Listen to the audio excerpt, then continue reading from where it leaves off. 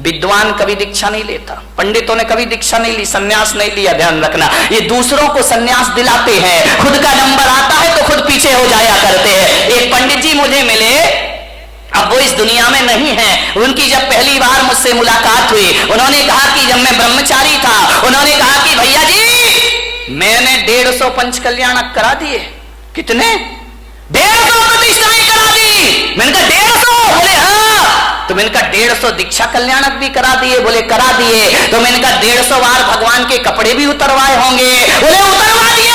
मेरे जैसा विद्वान नहीं। मैंने कहा पंडित तेरे जैसा मूर्ख नहीं है? बोले क्या?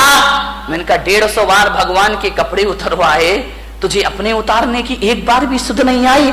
और मैंने कहा पंडित मैंने एक भी प्रतिष्ठा नहीं कराई, लेकिन एक बार देखी और मेरे कपड़े अपने आप उतर जाया करते हैं। विचार करिए, सोच विचार नहीं। आचार्य विद्यासागर जी महाराज, उनकी दीक्षा हुई। महाराज अजमेर में थे, नए नए दीक्षार्थी थे, नई नई दीक्षा हुई थी। बड़ा प्यारा प्रसंग है उनका। और जब उनके पास एक विद्वान पहुंचा, विद्वान ने देखा महाराज की आदत है, नेचर में है, स्वभाव में है, कोई बनावटी जीवन नहीं है उनका। ध्यान रखिए, सिर उनका झुका रहता है, शुरू से ही झुका रहा, कभी नजरें उठाकर नहीं देखी। पंडित गए, विद्वान गए, पोथी पत्रा लेकर, महाराज कुछ नहीं बोले। क्या बोले? हमारे जैसे हो तो बात भी कर ले, वो तो बोलते ही नहीं। गए, बोले महाराज, उस समय नए नए दीक्षार्थी थी, नई नई दीक्षा हुई थी, 23-24 साल के रहे होंगे महाराज। उन्होंने कहा कि महाराज नंगे हो गए, कपड़े उतार दिए, कुछ शास्त्र मास्त्र पढ़े हैं कि ऐसे ही आगम पढ़ा है? महाराज कुछ नहीं बोले। अरे समय सार पढ़ा है? महाराज कुछ नहीं बोले। बोले बस कपड़े उतार के बैठ गए, रोटियां मिल रही हैं समाज की, आराम से जय जयकार, ख्याति लाभ। समय सार पढ़ाया आपने? जब 3 बार उसने बोला तो महाराज ने कहा अब तो जवाब देना जरूरी, अब बहुत ज्यादा पानी सर से ऊपर हो रहा है। उन्होंने कहा बोलो पंडित जी, क्या बोलना चाहते हो, क्या पूछना चाहते हो? उन्होंने कहा समय सार पढ़ा है। महाराज ने कहा तुमने पढ़ा है? बोले हाँ। बोले कितनी बार? बोले 108 बार। बोले 108 बार समय सार पढ़ लिया? बोले पढ़ लिया। आचार्य से पूछा आपने पढ़ा है? महाराज ने कहा पंडित जी हमने तो 108 बार नहीं पढ़ा है, हमने एक बार पढ़ा और कपड़े उतर गए, और तुम 108 बार पढ़ रहे हो, आज तक कपड़े उतारने की सुध नहीं है, आज तक सन्यास की बात नहीं है। क्या पढ़ा है तुमने? हमने एक बार पढ़ा और जिंदगी बदल गई। तुम जिंदगी भर पढ़ते हो, तुम्हारे जीवन में कोई परिवर्तन नहीं हुआ करता है। ध्यान रखिए, सन्यास झटके में होता है। जिस दिन भाव में तुरंत प्री प्लान नहीं, आज नहीं। कई हैं लेंगे महाराज बुढ़ापे में दीक्षा ले लेंगे, अभी क्या पढ़ा बाद में ले। एक बच्चा मेरे पास आया, बोले महाराज मैं दीक्षा लेना चाहता हूं, आपके साथ चलूं? मैंने बच्चे को देखा, छोटा सा बच्चा था। बोले आपके साथ चलूं? मैंने कहा पक्का बता? बोले हाँ पक्का, मैं ब्रह्मचारी बनना चाहता हूं। बाजू में दादाजी खड़े थे 70 साल के। बोले महाराज इसकी बातों में मत आना। मैंने कहा क्यों, क्या हो गया? अरे बोले क्या पागलपन की बात है, ये इतना सा बच्चा कह रहा कि सन्यास लूंगा, दे मत देना महाराज। मैंने कहा क्यों? बोले छोटा है। मैंने कहा दादाजी तुम बड़े हो गए, तुम तो हो गए 70 की, अब तुम चलो। बड़े जाते नहीं, छोटों को जाने नहीं देते, अब करें तो करें क्या? विचार करिए, पहले का वो जमाना था, एक सन्यास लेता था तो उसके साथ 4-4 हजार लोग दीक्षा ले लेते थे। आज एक दीक्षा लेता है तो 4000 रोकने को खड़े हो जाते हैं कि काय को ले लिया है, पंचम काल है, क्यों बर्बाद कर रहा है, मत ले दीक्षा। बाहरे जमाना, जब बच्चा बिगाड़ते हो तो ख्याल नहीं आता, बिगड़ जाता है तो फिर महाराज तुम्हें याद आते हैं। ध्यान रखिए, सन्यास झटके की चीज, झटके की चीज। मन में भाव जगे, घर छोड़ देना। एक बात ध्यान रखना विट्ठल भाई, विट्ठला, घर तुम ज्योतिषाचार हो ना, घर प्रवेश का तो मुहूर्त होता है। किसी ने मकान बनाया, वास्तु का मुहूर्त होता है, घर प्रवेश का मुहूर्त होता है। लेकिन किसी ज्योतिष ने घर त्याग का कोई मुहूर्त बताया है क्या? ध्यान रखना, घर प्रवेश का मुहूर्त है, लेकिन घर छोड़ने का कोई मुहूर्त नहीं हुआ करता है। जब तेरी डोली निकाली जाएगी, बिन मुहूर्त के उठा ली छोड़ने का जिस दिन घर छोड़ दो वही शुभ मुहूर्त हुआ करता है, इससे ज्यादा शुभ मुहूर्त दुनिया में कोई दूसरा। सन्यास के भाव आए तुरंत ले लेना, देर मत करना, कल पर मत टालना, आज ही कर लेना, अभी कर लेना, छोड़ देना घर। ध्यान रखिए मान्यवर, दान तुरंत भाव बने, तुरंत बोलो। घर में गए तो भाव ऐसे गिरेंगे, ऐसे गिरेंगे जैसे आसमान से बिजली गिर गई हो तुम्हारे भावों में। ध्यान रखिए, दान के भाव तुरंत ले। आत्महत्या भाव बने, कौन बोला तुरंत कर लेंगे महाराज? ध्यान रखिए, आत्महत्या करने वाला सोचे कि चलो यार आज नहीं कल मर जाएंगे, वो आदमी कभी मरने। महिलाएं रोज बोलती हैं मरती थोड़ी है। ध्यान रखिए, विचार करिए, विचार करना, सोचना है। आत्महत्या करने वाला सोचे आज नहीं कल मर जाए, वो कभी मरने वाला बेईमान आदमी। लेकिन मेरा आपसे एक निवेदन है बड़ी विनम्रता के साथ, दान और सन्यास की बात हो तो तुरंत कर लेना, और मरने के विचार आए तो कल पर टल देना कि आज नहीं कल ये काम करेंगे, आज अभी हमें बहुत जीना है, जिंदगी को जियो। मरने के भाव कभी मत बनाए, जियो कितने भी कष्ट आ जाए। सीता ने 1000 कष्ट सहन किए, मरने के भाव नहीं लाई। ध्यान रखना, कभी नहीं लाई, कष्टों को सहन करने लगी। मैना ने, राम ने, बुद्ध ने, महावीर ने, पारसनाथ ने 1000 कष्ट सहे, लेकिन मरने के भाव उनके अंदर कभी नहीं आए। जिंदगी को पूरी जिंदा दिली से जियो। मैं अपने जीवन की घटना बताता हूं। जब मेरा 2003 में चतुर्मास 3 या 4 में इंदौर में हुआ, और जब मेरा चातुर्मास इंदौर में हुआ मेरे दोनों घुटने खराब हो गए। मुझे सीढ़ियां चढ़ने में परेशानी होती। लोगों ने, डॉक्टरों ने कहा कि आप आहार में सीढ़ी मत चढ़िए, नीचे एक कमरे में आहार लीजिए। एक पूना के डॉक्टर थे, डॉक्टर संचेती करके, घुटने के मास्टर थे, अब हैं नहीं मुझे नहीं मालूम। उनसे मेरी जांच हुई पूना में, MIR कराई घुटनों की। उन्होंने कहा घुटने खराब है आपके, इन्हें चेंज करना पड़ेगा। मैंने कहा उस समय मैं कितने साल का रहा होऊंगा, 35, 36, 37, 38 साल का। उन्होंने कहा आपके घुटने चेंज हो गए। मैंने कहा घुटने चेंज होने का मतलब है ऑपरेशन, और ऑपरेशन का मतलब है इस्तीफा, रिजाइन तो देना ही पड़ेगा। दिगंबर मुनि ऑपरेशन तो करा नहीं सकता है, अस्पताल में एडमिट नहीं हो सकता है। इसका मतलब है कि मेरी वर्षों की तपस्या बेकार हो जाएगी। उन्होंने कहा आप ध्यान रखिए।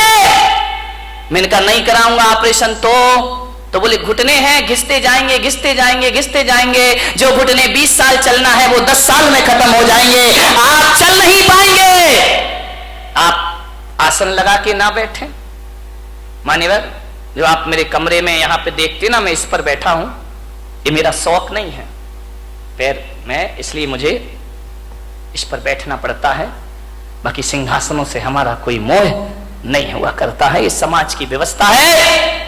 उन्होंने कहा कि पैर मोड़ के नहीं बैठना, तकलीफ होगी आपको। तकलीफ इतनी बढ़ी, इतनी बढ़ी, इतनी बढ़ी, इतनी बढ़ी 2007 तक कि मुझे बिहार करने में दिक्कत होने लगी। पैरों में भयंकर दर्द रहता। मेरा 2007 में सूरत चतुर्मास हुआ, वहां से मैं पावागढ़ के लिए गया तीर्थ यात्रा करने के लिए। और जैसे ही पावागढ़ पहुंचा, 3500 सीढ़ियां पावागढ़ की, गुजरात में। मैंने कहा इतनी सीढ़ी मैं कैसे चढ़ूंगा? तो मैंने विचार किया कि कल सुबह भक्ति करके, पाठ करके मैं जाऊंगा पावागढ़, नीचे वाली सीढ़ी पे खड़ा होकर उस तीर्थ की वंदना कर लूंगा। मेरे पैरों में इतनी ताकत नहीं है।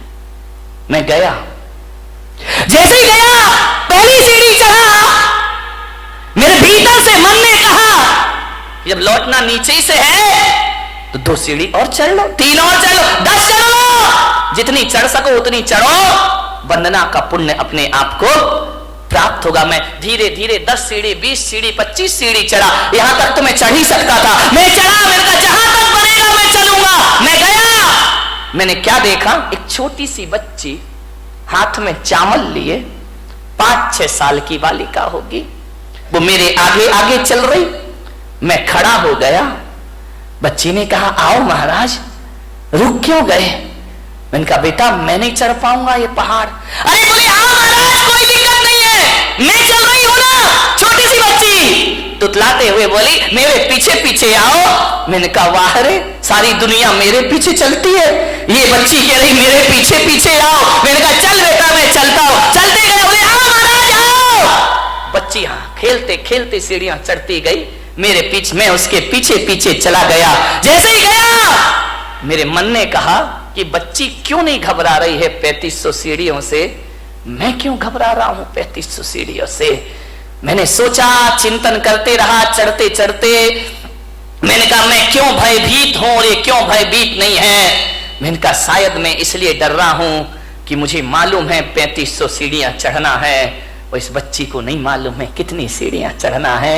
ये जो भय है, ये डर है, मेरी सोच का डर है, मेरे शरीर का डर नहीं है। मैंने कहा ये बच्ची है, ये नहीं सोच रही कि अज्ञात भय नहीं है इसको, आगे क्या होगा। ये बच्ची नहीं जानती है, वर्तमान में जीती है, ये चढ़ने का आनंद ले रही है, इसे नहीं मालूम पहाड़ कितने ऊंचे हैं। मैंने कहा चलो, जब एक 5 साल की बच्ची चल सकती है तो मैं क्यों नहीं चल सकता हूं, मैं भी चढ़ूंगा। लेते गई बच्ची, महाराज आइए पधारिए। छोटी सी बच्ची, मैंने माँ बाप से कहा इसे गोद में ले लो, बोली नहीं मैं पैदल चलूंगी। महाराज पैदल चल रहे हैं, 5 साल की बच्ची, मैं भी पैदल चलूंगी। अरे मैंने कहा बच्ची तू मुझे देख के पैदल चल रही है और मैं तुझे देख के पैदल चल रहा हूं, आप दोनों एक दूसरे को देख चलते गए। चल, आपको विश्वास नहीं होगा, 2 घंटे में मैंने और बच्ची ने 3500 सीढ़ियां चढ़ ली उन पहाड़ की। ध्यान रखिए, जो कभी 2nd फ्लोर में आहार में जाना नहीं चाहता था,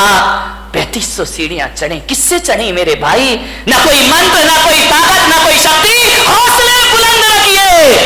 मैं वहां पर चढ़ा, शाम के वक्त रात्रि विश्राम वहीं हुआ और सुबह ऐसे उतर के आ गया। वो दिन है और आज का दिन है, मेरे घुटनों का दर्द कहां है मुझे पता ही नहीं है। कोई दर्द नहीं है। ये बात अलग है कि दोनों हड्डियों के बीच का गैप कम हो गया, लेकिन आज भी भाई साहब मैं अपने हौसलों के दम पर 20-30 किलोमीटर भी चलने की ताकत अपने अंदर रखा करता हूं। किससे जी जाती है जिंदगी? हौसलों से जी जाती है। ध्यान रखना, पंखों से उड़ान नहीं होती है, परिंदा हौसलों से आकाश उड़ा करता है। ध्यान, हौसले बुलंद रखिए, नर्वस मत होइए अपनी जिंदगी में। कितना भी कुछ लुट जाए, कितना भी कुछ चला जाए, हौसले बुलंद रखिए। गुजरात के भूकंप में 8-8 दिन के बाद दबे हैं लोग, तो भी जिंदा निकल आते हैं। ध्यान रखिए, जो जिंदा निकल आते हैं वो फिर से अपनी दुनिया बसा लिया करते हैं मेरे भाई। एडमंड हिलेरी का नाम सुना होगा।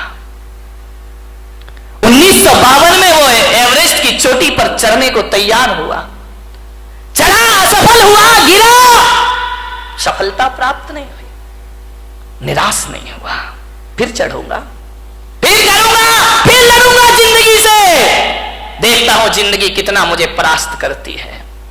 एक जगह लंदन में किसी सभा में उन्हें आमंत्रित किया गया, दीप प्रज्वलन उनसे कराया गया। सभा में वो आमंत्रित हुए और जहां पर वे पहुंचे स्टेज पर, वहां हिमालय का एक चित्र लगा हुआ था। उस हिमालय को चित्र देखकर हिलेरी ने अपनी मुट्ठियां बांध ली। जब जब हिमालय का ख्याल आता उसने मुट्ठियां बांध ली कि तू क्या सोचता है कि तू जीतेगा, मैं हारूंगा?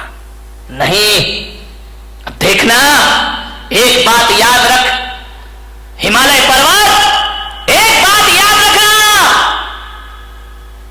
तू बड़ा नहीं हो सकता, मेरे हौसले हर बार बड़े होंगे। ध्यान रखना, मैं एक दिन जरूर तेरी चोटी पर पहुंचूंगा। तू तो उतना का उतना ही रहेगा, इससे बड़ा तो नहीं हो सकता, तेरी चोटी इससे ज्यादा ऊपर तो नहीं जा सकती है, लेकिन मैं, मेरे हौसले बोले मेरे जज्बात इससे ज्यादा ऊपर जा सकते हैं। और 29 मई 1953 को उसने हौसले में वो जान भरी कि एवरेस्ट की चोटी पर पहुंचने वाला पहले व्यक्ति का खिताब उसने प्राप्त कर लिया। मेरे भाई, आप क्या सोचते हैं कि हाथ पैरों से कुछ होता है? जिंदगी हौसलों से चला करती है, चट्टान को तोड़ दिया करता है। भगवान जरा ये बताओ कि लोहे से भी ज्यादा शक्तिशाली कोई है क्या? भगवान महावीर ने कहा, हां, लोहे से भी ज्यादा शक्तिशाली अग्नि हुआ करती है, जो लोहे को पिघला करके रख दिया करती है। तो भगवान जरा इतना और बता दो कि अग्नि से ज्यादा शक्तिशाली इस धरती पर कोई है? तो महावीर ने कहा, धरती अग्नि से ज्यादा शक्तिशाली पानी हुआ करता है, जो आग को बुझा के रख दिया करता है। तो भगवान फिर इतना और बता दो, पानी से ज्यादा शक्तिशाली कौन होता है इस धरती पर? तो भगवान महावीर ने कहा, पानी से ज्यादा शक्तिशाली आदमी का संकल्प हुआ करता है, आदमी के हौसले हुआ करते हैं। बोले हौसलों से बड़ा कुछ होता है? तो महावीर ने कहा, संकल्प से बड़ा इस धरती पर कुछ नहीं हुआ करता है। और संकल्प में वो ताकत होती है कि पानी को पाताल से निकालने की ताकत आदमी के संकल्प में हुआ करती है। ध्यान रखिए।